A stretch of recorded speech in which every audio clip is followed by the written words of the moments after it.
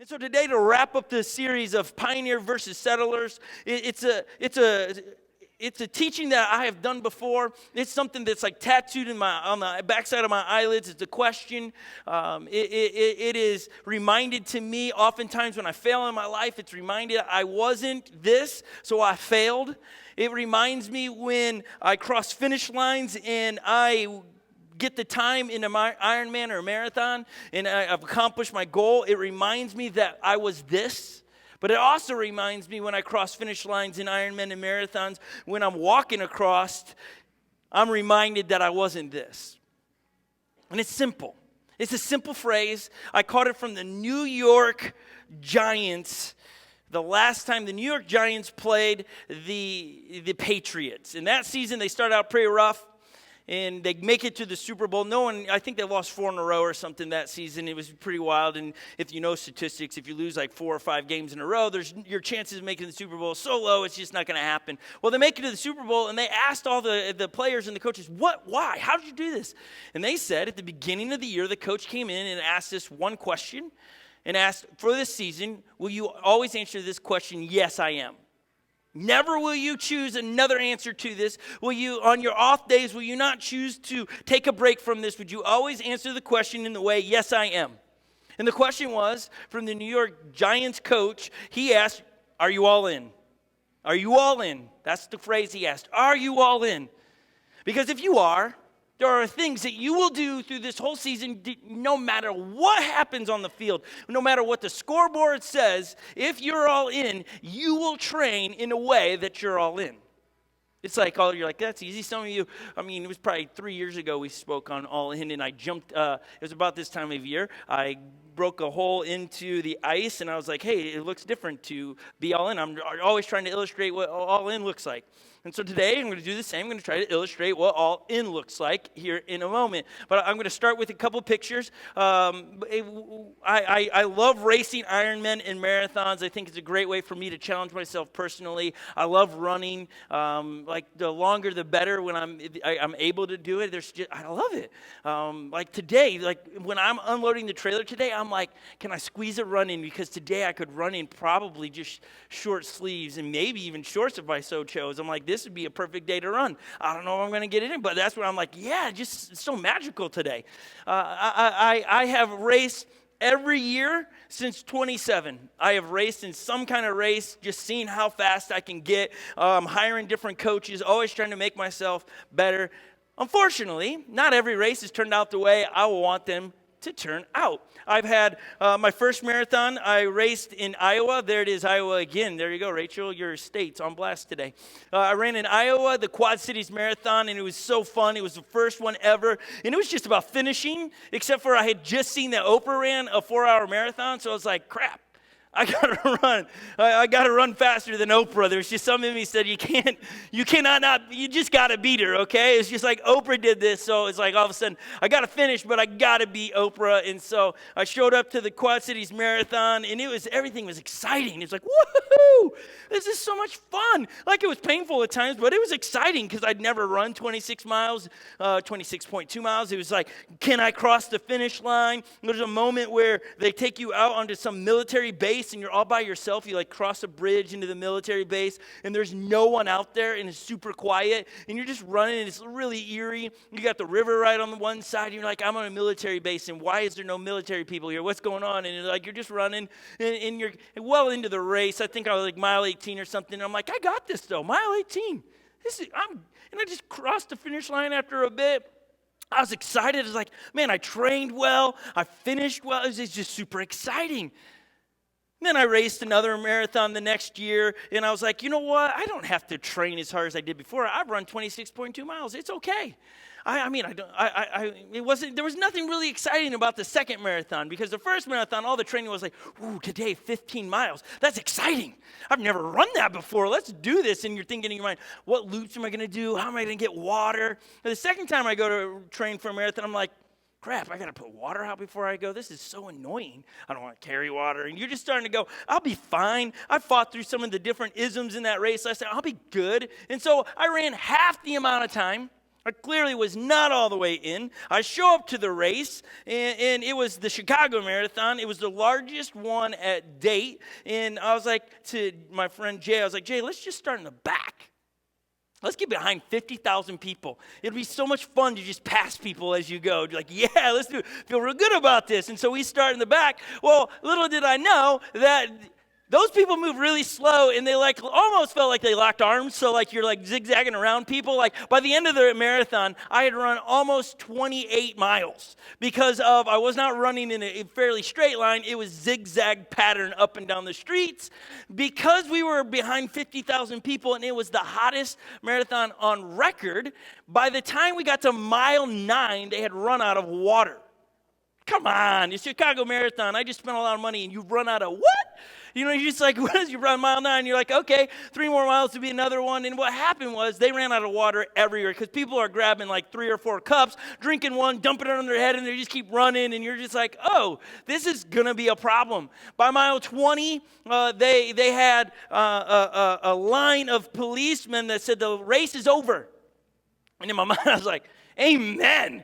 Whew, this has been painful. Like, I didn't train well enough. I wasn't all in, and now you have no water here. Yeah. And then there was something inside my mind. I was like, no.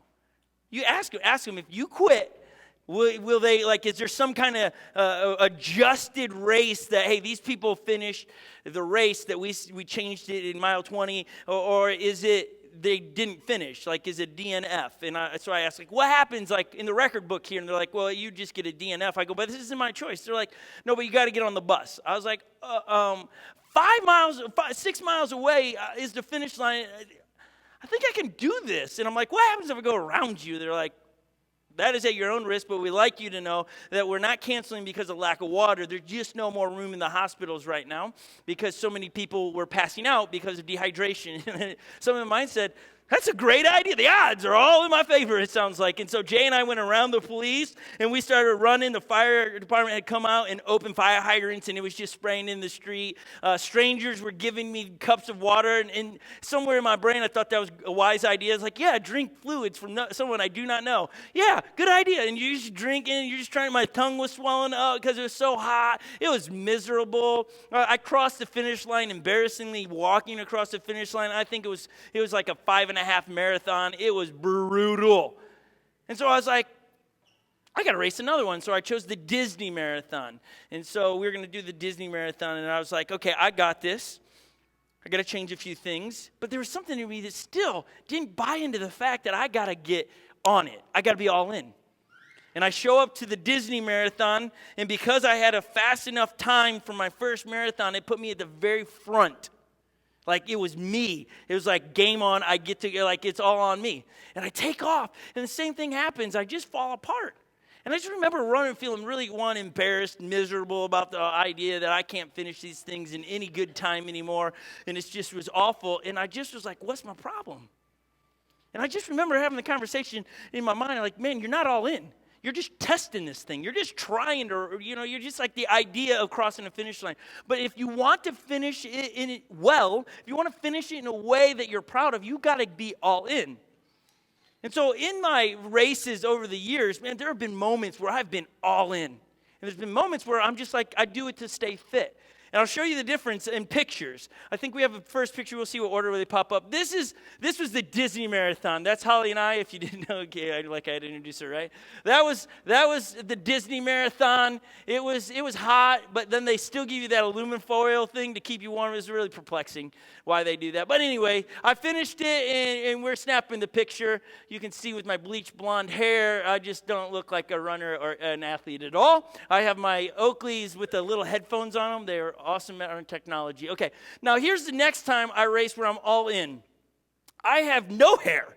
Why? Because our hair gets in your way when you're training. You just shave it off. Because why? So you can focus on what you're doing. At that point, I started actually moving up in the ranks of Ironmen, finishing the top 10% in the nation that year. Why? Because I was all in. I had coaches. You can take the picture down. I had coaches. I had nutritionists. I had people that were helping me get to the finish line because I was all in. I show those pictures and I say all that to say, you will know you're all in because it looks different than it does when you're not all in. When you're a follower of Jesus and you're all into being a follower of Jesus, you look different. I'm not saying you shave your head, but you act differently. You don't hate a certain group of people. You don't respond on social media in a harsh, negative way. Why? Because you look different when you're all in. Whatever it is in life, whatever you're into, if you're just trying something, it doesn't look the same as if you're all in. When you're all in, it consumes every area of your life. And that's what Jesus wants, is he wants every area of life. He wants to be in everything. Everything. And that's what draws people away from Jesus, because it's like, wait, he wants to be a dictator? No. I always use this illustration to just paint what Jesus is trying to do, okay? Hang with me on this, that you believe that God created us, okay? The Adam and Eve story, that God created us from the dust of the earth and he breathed life into us, okay? So you're all agreeing with us. We can argue about it later over chili. But Jesus created us. We didn't come from some water, some amoeba, and then turned in and got arms. And Jesus breathed life into the earth, into us. And when God, through Jesus, creates us, he's got plans, and he knows what's great for us, and he knows how we best function and how we are designed to be the most productive in life, the happiest. He knows. It's the equivalent of me today coming here and going, okay, I've spent the last 41 years making every one of you a car that will fly. I built it from the hands, from the ground up. I know every bolt and washer. I know where the spark plugs are. I know where it all is. And you're like, what? I'm just giving it to you. And you go out there and you have a problem with it. You didn't drive it right, and you're like, there's something wrong with it because it wouldn't be the way it was built. I mean, after all, I built it. It was foolproof. Okay, Wisdom would say, I got to take it back to the person that created to fix it, because they know where everything is in this thing. Scott will know what the problem is. He'll know exactly how to fix this because he created this thing from the ground up. That's exactly who Jesus is. When things are going haywire in our life that are out of control, that you as a parent, you're like, I don't know how to parent my teenager. Or you're 20-something and you're single, and you're like, how long do I have to be single? And you're brokenhearted because you're still single. Jesus is going, hey, no. Run to me. I can help you with that.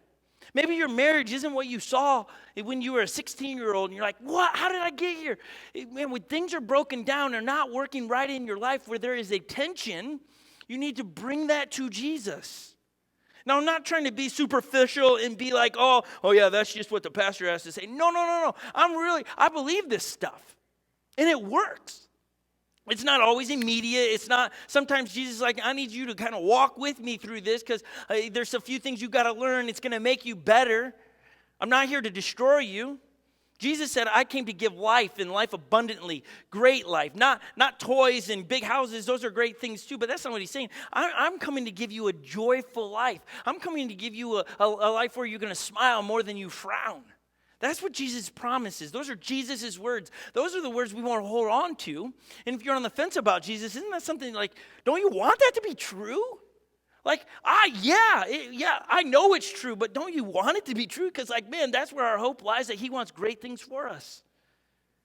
And when we feel the tension in our life, in whatever area it is in our life, it could be with relationships, finances, our cars, our kids, our marriages, our education, whatever it is. If there is a tension, pay attention, because that's typically where Jesus is trying to get your attention. Pay attention to those things, because those areas is where God might actually be calling you, I want you to get all in on this. Now, it's a little bit easier probably for my personality to be all in on things. Like, I'm all in as a pastor. Like, I just am. Like, I pick my vacations. Like, I got to be there on Sundays. So if I'm going to go on, I got Monday through Friday. Okay. I'm all in. There's no like, I'm just trying this thing out. I'm all in. Like when I talked about this year, my goal is to rest. Not mean sleep my life away or just watch movies, but like figure out how to rest because I want to continue to race and I want to be engaged in my kids' lives and stuff. So I'm like, okay, I'm realizing at 41 my body doesn't recover like it did when I was 20 years old. So it's like I got to adjust my resting so that I'm ready to go mentally and physically.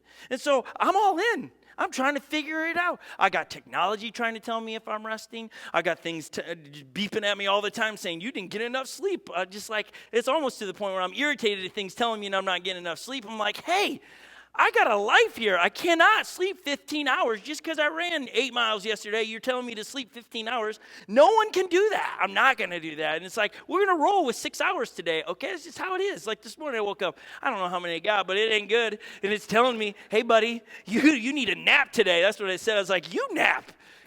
I have these conversations with these things. I just like, seriously, get off my back. But I'm in it. Okay, last illustration. I'm going to use Legend here. Legend, will you bring my iPad as you come up here? It should be around there. I'm going to use Legend in case you totally not got in any of these things to explain it looks different when you're all in. Thank you. For those that don't know, this is my son. His name is Legend. He wears his name. He wears his name on his shirt. Legend, who are you picking for the Super Bowl today? Chiefs. Why the Chiefs? I like Patrick Mahomes. Patrick Mahomes is the man. Okay, Legend, I would like you to step into this. Okay, just stand there. Is this all in? Why? Because he's just standing in it, right? It's like he's knee deep or something. What would look like all in? He has to climb in. All right, let's get yourself all the way in there. All in would mean that you can close the door, you can lock it, and you can spin it around a little bit, right? This is all in, right? It's like he's in, like especially when it comes to Jesus, right? When we're all in with Jesus, we allow him to dictate where we go. Now listen, some of you are nervous, like, oh my gosh, the edge. But here's the deal. I am Legend's father. I am going to make sure that I would never do anything that he couldn't handle, right? I'm never going to do something that would hurt him. I'm going to do some things that are going to challenge him. You didn't puke in there, did you? There's padding in there. He's my son, so he's got to indulge the moment. Thank you, Legend, for illustrating that. Do you need some help or you got it? You got some static electricity going on there? All in looks very, very different, and it's going to look different for all of us. Some of you, you go, well, that's great, Scott, but if you used me for the illustration, I wouldn't fit in that. That's correct. I wouldn't use that for you. I would do something else. And it's the same thing with God. He's not asking you to be all in to race an Ironman. That's not what maybe he did, but that's not what I'm talking. I'm talking about paying attention where God has called you and getting all in. If you are a parent, this is just the truth. You're to be all in parenting. There's no days off. There's no like, hey, no, you're all in. When you have, it's like, that's a freebie, okay? Marriage, you're all in. If you say I do, you're all into that marriage. There's no, this is your day and that's my day and we'll meet here or I'll go there and we'll meet at some point and talk about what we did the last week at dinner or over a movie. No, all in marriage. All in changes everything.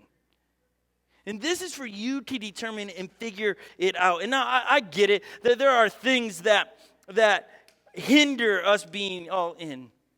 Especially when you talk about relationships. Well, what if it's not returned? That's not for you to decide. That's not even for you to worry about. That is turning the perspective of what Jesus asked us to do in marriage is that we are to concern about the other person more than ourselves. And the minute you say something about yourself, but I need this, you've got it wrong. Sorry. Like I say that to myself. Sometimes I listen to myself and sometimes I don't. And then Holly reminds me, way to be selfish. And she says it in a loving way because she's much better at it than me. I typically just say what I'm thinking. And she would remind me, did you think about that one? I was like, yeah. And I'm still okay with saying it. And she's like, I don't think that's a wise thing to say. I was like, you're right. Okay. She keeps me out of trouble most of the time. But in marriage, it's not about, well, I will if they do. Or in parenting, if they listen to me, I will. No, it's about you being all in with what God's given you. You. And let the other person and Jesus deal with that. Now, that's so hard because human nature is to get up on all people's business and point out other people's problems. Like that's what I see it play out every day in my house with 8 children. Well, 7 of them because one is still a ball of goo. The other 7, they all have opinions, right? And they share it about everybody. And they're always pointing fingers at, well, they did and they did. I wouldn't have done this if they wouldn't have done that. It's like, listen, I'm not talking to them. I don't at the moment really want to know what they did. I'm talking about you because I caught you with your hand in the cookie jar. And they're like, well, I wouldn't put my hand in the cookie jar if I didn't see him do it. And it's like, well, you had the decision to not put your hand in the cookie jar.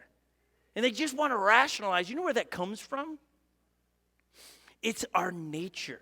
If you read the book of Genesis, when Adam and Eve grabs the apple and she turns around and gives it to her husband, Adam, immediately just turns right there. Adam never said, don't do that. He let her do it. She grabs it, shares it. They both bite it. And guess what happens when you read the story where God shows up in the garden? He's looking for them. And all of a sudden they're like, oh, we're naked. We can't be seen by you. And he's like, who told you were naked? And and they tell the story. We ate from the tree. You told us not to. And they're like, oh, that's such not good. And Eve goes, well, you know what? I wouldn't have done it if it wasn't for the snake. Never took ownership for it.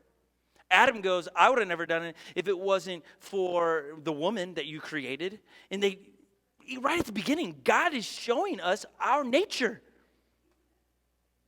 Our nature is to blame on all circumstances. Well, this is not the way I was raised. Sometimes Jesus comes and says, I understand you weren't raised by people that love Jesus. I'm here telling you the truth. You must change in this area.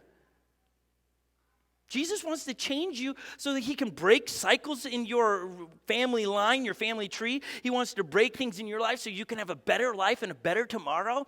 And yeah, sometimes it's difficult. You know what? When I jumped all into the Ironman stuff and the marathon, you know what? That was real painful. You know, somebody told me at one point, he was like, I don't know why you do what you do, Scott, because you take an off season and then you start all over.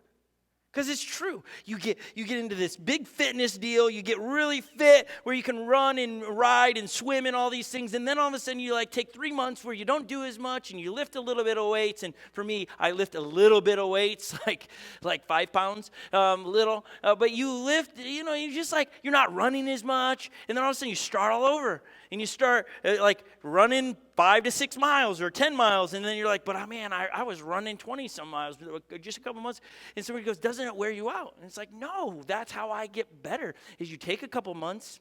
You look at what you did great and did bad, and you make adjustments. And then when you go at it again, you go at it differently to learn for what was good and bad in our lives. It's taking inventory in our lives as parents and married couples and single people and college students and teenagers and taking and going, how am I doing in my life? And what is God saying? Stop that. How many times has he got to tell you to do that? He's not telling you that because he's a dictator. He's trying to tell you that because he knows what's best for you. He created you. And he's saying, that's not how I created you. Though you think that's good. Just because Red Bull gives you wings doesn't mean if I put it in the gas tank of my Jeep, it's going to make my car fly. It's not good for my car. Just like some of you, alcohol is not good for you.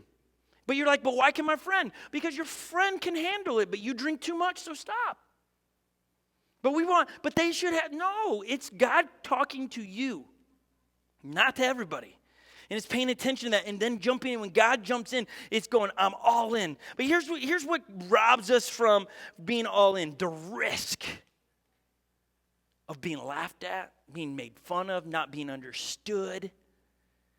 But to be all in, that's what it takes, is to risk being embarrassed and not doing it right. When I said I was all into the Ironman and marathon stuff, I did not have perfect races from there on. I had plenty of races where it didn't look good, that I had to walk a couple times because I just didn't race right. I didn't get it right moving forward. I just was trained better. I had more intentionality. And being all in is being intentional where you're at. Being intentional with your kids and your wife and your husband. Being intentional with your professors. Being intentional with your dreams that God has given you. Are you all in with somebody? If you came and said, yeah, I want to do this, would they look at it and go, I can see that in your life? Or they would scratch their head going, what? That's what you're pursuing? Because I don't see that.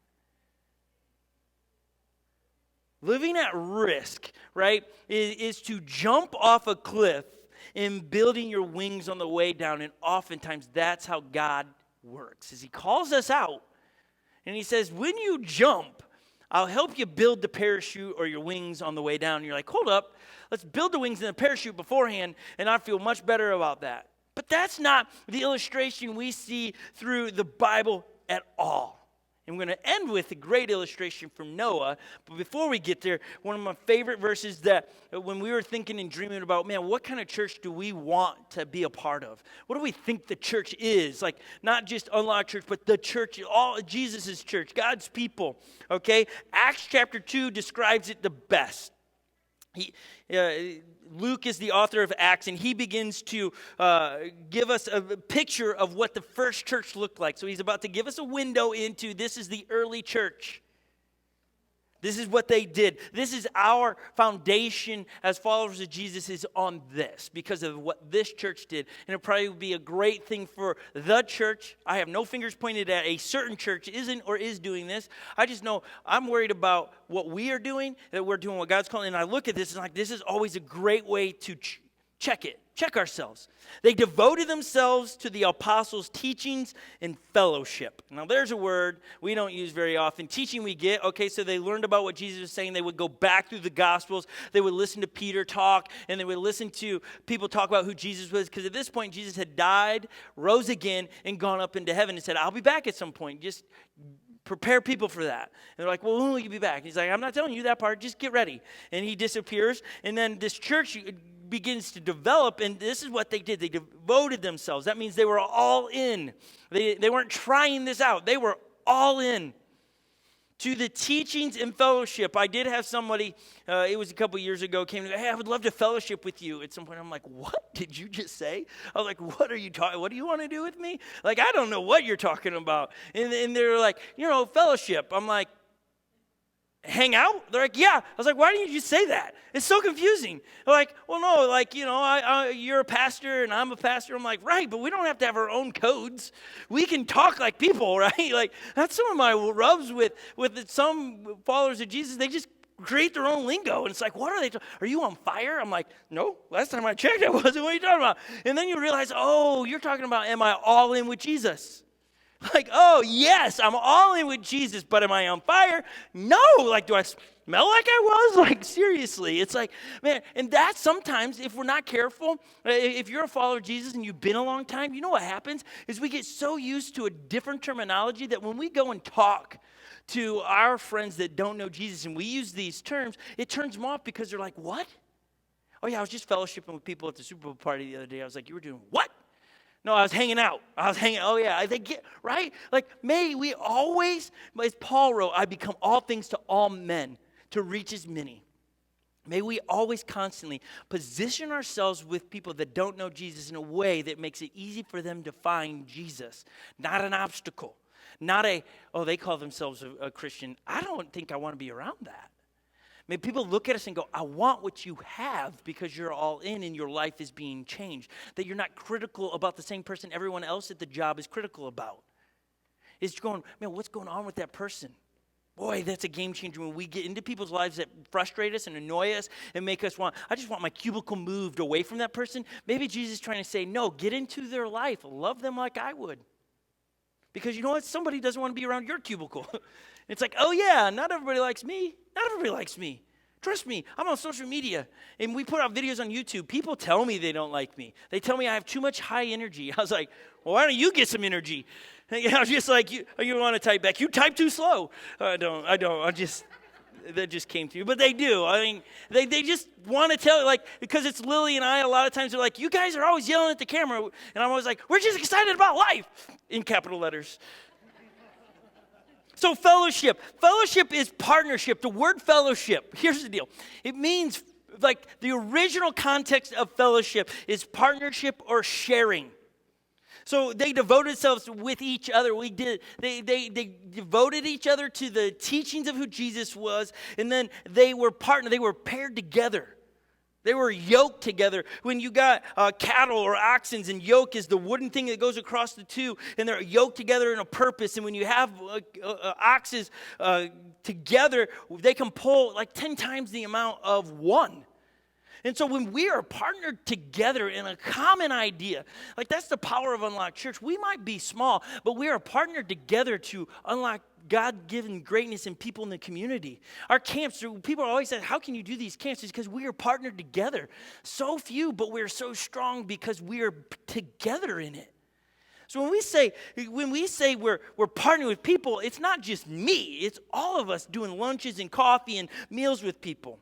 Luke goes on and says, so we're devoted ourselves to teachings and fellowship and breaking of the bread and prayer. They prayed together. They prayed with each other. The breaking of the bread is communion, and we do that throughout the year together as a reminder of why we're doing what we are.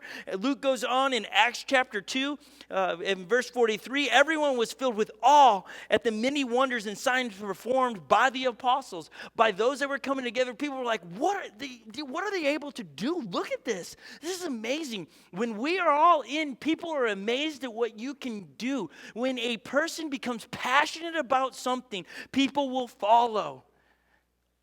I think as D.L. Moody said, that the generation is yet to see a man or woman on fire for Christ.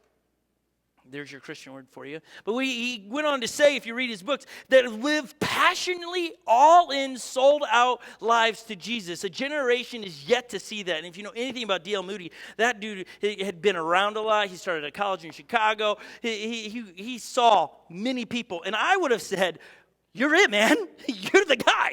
You're the passionate person. And I have just wanted to be, I've just said, God, may I passionately pursue you in everything. When someone's heart is broken, I want my heart to break for them, so I'll pray for them. That I'm all in when that person needs, I'm all in, God. I want to be that person, and I miss it all the time. I'm not that person. But that's my goal. They were people, the unchurched people were blown away. Now hang on to that part. They were blown away with what they saw. I wrote when I was reading that, when we simply follow the nudges that we feel daily to encourage our coworkers, our family members, or purchase a cup of coffee for the person in front of, or stop to hold a door, or help someone broke down on the side of the road, these things produce awe and respect from those we are helping. Because they're going to go, why? And if you point them to Jesus on it and not just saying, don't you just wish everybody was like that? I used to say that, and Jesus is like, would you stop that? You're not doing it because you wish everybody did it. You're doing it because you're a follower of me. Tell people that. I was like, you're right. I need to start telling people I'm a follower of Jesus. I'm doing this because this is what Jesus did for me. And when I started doing that, you just saw people going, wow, that's different. Those are the things Jesus is asking us to do. And people will be in awe and like, why are you doing it differently? Luke goes on and says, all the believers were together and had everything in common. This phrase conveys not that the early church lived in a commune or they pooled all their resources together and redistributed them equally, but they held their own possessions lightly, ready to use them at any moment for anyone else. I want you to understand this. This isn't about, oh yeah, we got to all put our money into one big pot. No, that's not what the early church did. The early church just said, I am a manager of the things I have. I do not own them. When we close fist thing says, it's mine, and I'm not sharing. You know what? I've never seen anyone being buried with all their stuff. When people pass away, their family members, their kids are left dealing with this stuff that they said was theirs. God gives us stuff to be managers and say whatever people need, they can have, they can use. Somebody's car's broke down, you need a car, drive my car. Yeah, there's a risk that could wreck it. That's happened to me. We let somebody borrow our Suburban in Florida, one of our interns, and they hit a pregnant woman, and the pregnant woman sued us, and it was a mess, and it was like, you know what? It doesn't stop me from sharing my car. It doesn't. Because I want to be open-handed and go, okay, that was an accident. The person didn't do anything wrong. It's just an accident. I'm going to keep my things are not my things. I'm a manager of those things because that's what the early church did. Luke goes on, and they sold property and possessions to give to anyone who had need. This, again, is people just obeying the nudge. Oh, there's a need in the community. I can sell this and I can help that. They were themselves not being in poverty. They were just seeing needs and meeting needs. It's just an illustration of constantly seeing needs, meeting needs. Luke goes on in chapter 2, verse 46. Every day they continue to meet together in the temple courts. It's just a gathering point. You know what? We can get together through text. Social media allows us just to check in with each other real fast through Facebook. And it doesn't mean you have to meet everybody in this room. It's just that you have a group in here that you're checking in going, hey, I'm having a rough week. Will you pray with me? Hey, what can I pray with you with this week? Imagine if you were all into your relationships like that. How can I pray with you this week? It would begin to change your life because somebody's praying for you, and life's going to change because you're praying for somebody else. They broke bread in their homes and ate together and were glad in sincere hearts, meaning they did life together, praising God and enjoying the favor of all the people. And here's the deal. The people saw the awe, people were seeing needs, meeting needs, and the Lord added to their numbers daily those who were being saved, those who were finding Jesus. Were finding Jesus through the way people were behaving, and they looked different because they were all in with Jesus. When we jump in, all in, that's what changes the lives around us. You want to change your coworkers' lives? The people that frustrate you, annoy you, you wish they got fired kind of people, those people, your family, whatever it is, you want to change, you get all in with Jesus, and I promise you, maybe not tomorrow, but over the next year, you will see your environment shift drastically. You might be surprised it will start with your attitude changing before it ever changes in them. And here's the deal. In saying that, it's going to take a risk. You're going to have to go to work tomorrow, and you might have to apologize to some people because you're like, I wasn't all in when I spoke to you like that. When I tried to get you fired or get promoted over you, I wasn't all in. That's not what Jesus do. I'm so sorry I did that. I'm going to be different. Those are all in behaviors. It's a risk, but you already risk every day something. To laugh is to risk to appearing the fool. To weep is to risk being sentimental. To reach out for someone is to risk involvement. To expose feelings is to risking exposing your true self. To place your ideas or your dreams before a crowd is to risk them not approving of you. To love is risk not being loved in return. To live is to risk dying. To hope is to risk despair. To try is to risk failure. You are risking all the time. Why can't we just risk to be all in with Jesus? And I promise you the results will be drastically different. And we're ending with Noah. I'm going to give you the fast version. You grew up with the felt board generation. The felt board, in case some of you are like, what is that? It's really a sheet made out of flannel with flannel people cut out like in the shape of Jesus and boats and stuff, and they just stuck to other flannel. Flannel sticks to flannel. That was modern technology. And when Moses was building his boat, the teacher were like, and he's building his boat. And they were just like, seriously, it was awful. I just having flashbacks. I got kicked out of so many Sunday school classes because my ADD would kick in. I was like, Noah's not building fast enough, okay? Just let's get on with it. We got it. He built a boat. Okay, so this story is in Genesis chapter 6, but let me give you some context really quick because I know some of you in this room with this side of the audience would go, I don't think that's a real story. I don't think that actually happened. It happened. How do I know that? First would be this. This would be the biggest piece for you that would be like, bam, this happened was Jesus talks about Noah in his day. Okay? If you believe in Jesus and that he died on the cross and rose again, then it behooves you to believe what Jesus actually said, right? Because he died on the cross and rose again, so everything he said is true. When he refers to in Matthew chapter 26, I'm not going to read it all, but he talks about as it was in the day of Noah, so it will be to the coming of the Son of Man. For the days before the flood, people were eating and drinking, marrying and giving into marriage up to the days before Noah entered the ark. Those are Jesus' word, the Messiah who died and rose again. That's all you should need. Okay? Some of you got to change some of that theology for you going, okay, I believe it. I don't know how. I don't know how. I don't know how a lot of things happen with Jesus because sometimes miracles cannot always be explained, but I'm going to give you some of the hows to it. Okay, so here's some behind the scenes Noah is a 10th generation descendant of Adam. Okay, if you want here's some facts for you. Life for Noah got pretty interesting after his 500th birthday. He was 500 years old when God tapped him on the shoulder and said, hey, buddy, I want you to build an ark, and here's why. Some bad stuff's happening in the world around here. I'm not really happy with the outcome of how people are behaving, so I'm going to flood the earth, but I'm going to start all over through your family. You're going to be the new Adam, okay, Noah? Good, buddy. You're 500 years old. You got some wisdom. Go for it. 500 years old. 41 years old, I know how I feel. I wonder what you felt like at 500 years old. Okay, Noah's ark was a third the size of the Titanic. This is just some size reference. Now here's one for you. Nearly 300 cultures agree there was a catastrophic flood in the earth. Over 300 different cultures believe this. That should help some of you go, oh wait, so it's not just through Christianity that they talk about this big flood. No, it's through the whole bunch of different cultures know it happened. It's passed down through generations, through writings on the wall and all of these things. So that should give you a little bit more clout that you believe this. So in Genesis chapter 6, verse 9, this is the account of Noah and his family. Noah was a righteous man, blameless among the people of his time, and he walked faithfully with God. That is a great illustration of a man all in. This is the account of a man and his family all in. You want to be used by God to do something pretty wild in this generation? Get all in. Because when God wants to do a big movement, he's looking for people that have these qualifications. A righteous person, blameless among the people, meaning the people couldn't say bad things about Noah, truthfully. They're just like, look at him, he's a good guy. He's a stand-up guy. I've never heard him talk bad about someone. I've never seen him not clock out for lunch when he's supposed to clock out. The dude is a stand-up guy. And here is Noah. Guys go, okay, here, I got something for you.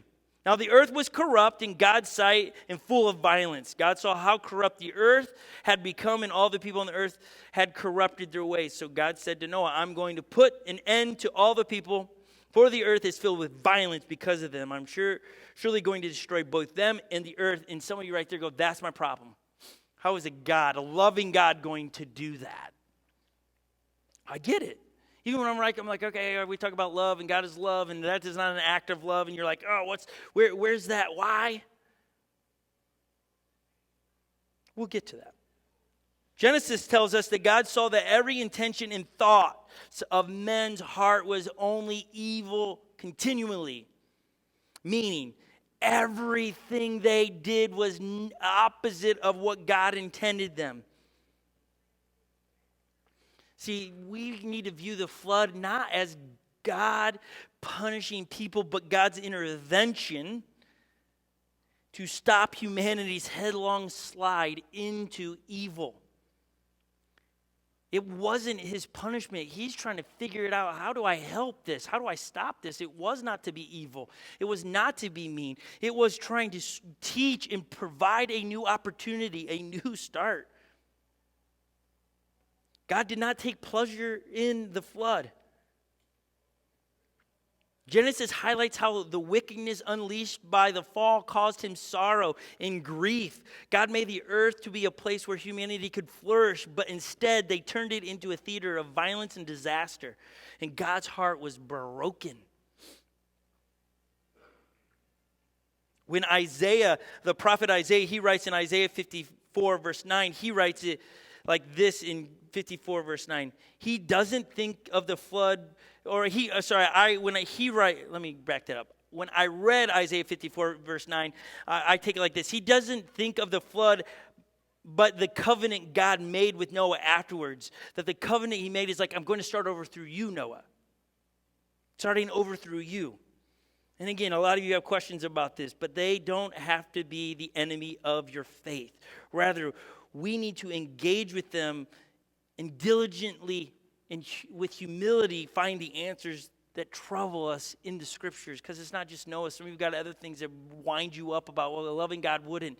I don't just say those statements. Go figure it out. Why did God do that? And maybe it isn't I'm talking about the flood and I'm not answering well enough.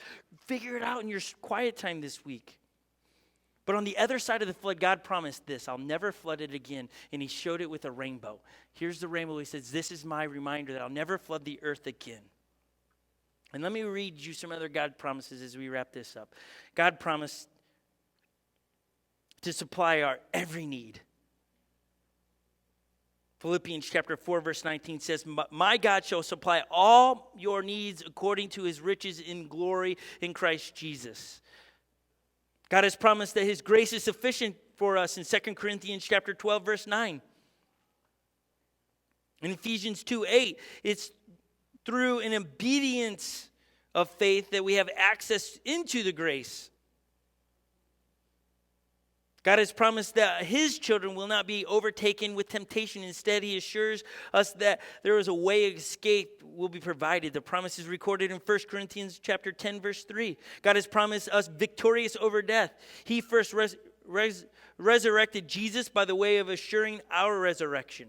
God has promised that all things work together for good for those that love him, who faithfully serve him. In Romans chapter 8, verse 28, and the list goes on of God's promises. God has promises for all of us.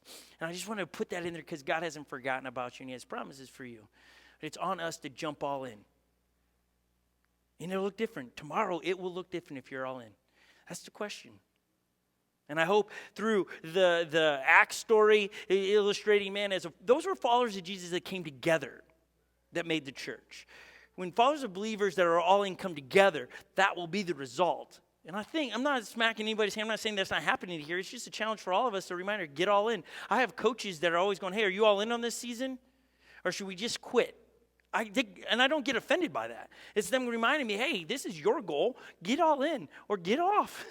Get out of the race. It's like, okay, I'm all in. I got it. Thank you. Thank you for reminding me. This is just one of those. Not saying we're not. Just question and let Jesus process it with you.